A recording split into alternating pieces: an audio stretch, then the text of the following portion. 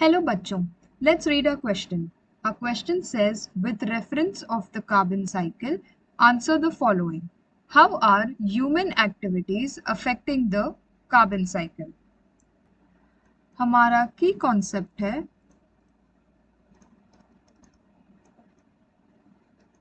Carbon cycle. Carbon cycle का definition है कि वो एक बायो जियोकेमिकल साइकिल है जहां कार्बन एक्सचेंज किया जाता है among the biosphere, the pedosphere, the hydrosphere, the geosphere, and the atmosphere of the earth. अब हम इसे कार्बन साइकिल क्यों कहते हैं? क्योंकि अर्थ पे जितना कार्बन प्रोड्यूस होता है उतना ही कार्बन रिमूव भी होता है, और जितना रिमूव होता है उतना वापस प्रोड्यूस होता है। और ये जो एक्सचेंज है between the production and the removal of carbon, ये एक्सचेंज कहाँ होता है? ये 5 स्फीयर्स में, biosphere, pedosphere, hydrosphere, geosphere and atmosphere में। अब ये 5 स्फीयर्स किसके लिए स्टैंड करते हैं?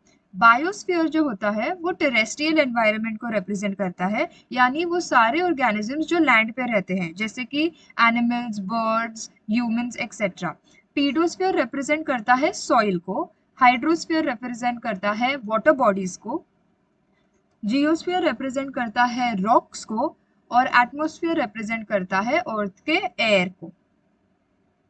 अब देखते हैं कि ह्यूमन एक्टिविटीज कैसे अफेक्ट करते हैं ये कार्बन साइकिल को, यानी ये एक्सचेंज को between the production and the removal of carbon.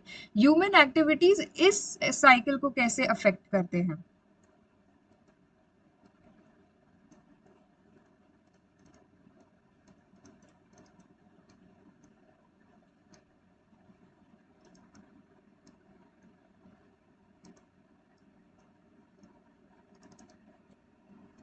First human activity जो हम देखेंगे वो है burning of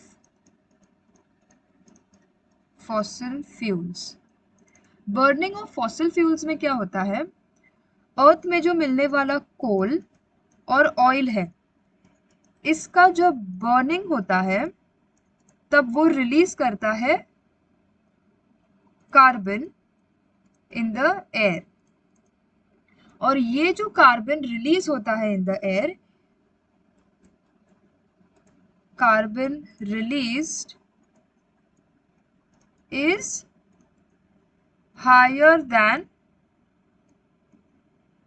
carbon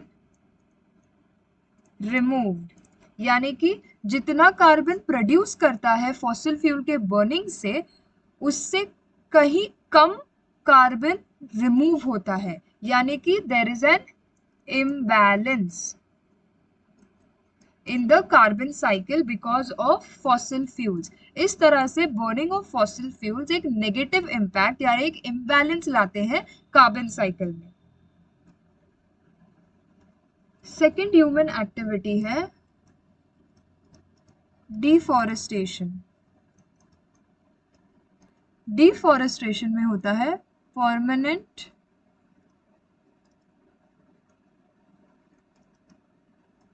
cutting of trees. Permanent cutting of trees यानी एक फॉरेस्ट एरिया, वहां के सारे ट्रीज कट कर दिए जाते हैं विदाउट प्लांटिंग न्यू ट्रीज। अगर हम देखेंगे एक एग्जाम्पल के साथ, फॉरेस्ट में होते हैं ट्रीज। ट्रीज की एक स्पेशलिटी क्या होती है कि वो एक ग्रीन इन कलर होते हैं, और जो ग्रीन ट्रीज होते हैं वो क्या करते हैं? CO2 को लेते हैं और उसे कन्वर्ट करके हमें ऑक्सीजन देते हैं। अगर डिफॉरेस्टेशन होगा तो जो फॉरेस्ट के ट्रीज हैं वो कट कर दिए जाते हैं। तो ट्रीज नहीं होंगे, अगर ट्रीज नहीं होंगे तो ट्रीज CO2 को ऑक्सीजन में नहीं कन्वर्ट करेंगे, यानी CO2 levels increase. CO2 levels increase होने के वजह से क्या होता है, इम्बैलेंस होता है in the carbon cycle. Okay, तो इस तरह से डिफॉरेस्टेशन हेल्प करता है कार्बन साइकिल को अफेक्ट करने में या इम्बैलेंस करने में। और थर्ड ह्यूमन एक्टिविटी का जो हम एग्जाम्पल लेंगे वो है इंडस्ट्रियल वेस्ट। इंडस्ट्रियल वेस्ट हम दो टाइप्स के देखेंगे, एक टाइप ऑफ वेस्ट जो एयर में रिलीज किया जाता है, एक टाइप ऑफ वेस्ट जो वाटर में रिलीज किया जाता है। जो एयर में रिलीज किया जाता है वो मोस्टली कार्बन डाइऑक्साइड होता है, CO2।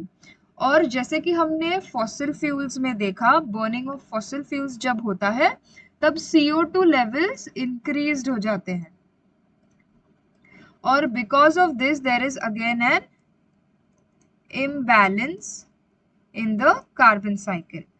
अब जो वेस्ट वाटर में होते हैं उनका क्या होता है, वाटर में कार्बन डाइऑक्साइड कंबाइन करता है वाटर के साथ और देता है एक वीक एसिड जिसे कहते हैं कार्बोनिक एसिड H3CO2। ये जो कार्बोनिक एसिड है, जब इनका लेवल्स बहुत हाई हो जाता है ओशंस में,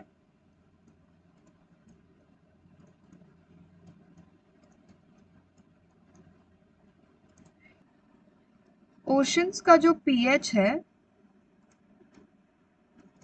वो बहुत ही लो हो जाता है। और लो pH का मतलब क्या होता है, एसिडिक एनवायरनमेंट। इसका मतलब H3CO2 के लेवल्स के वजह से ओशन में एसिडिफिकेशन हो रहा है। इसके वजह से ओशन के जो मरीन एक्वेटिक लाइफ है उनकी लाइफ एंडेंजर हो रही है। तो इस तरह से human activities have a negative imbalance on the carbon cycle.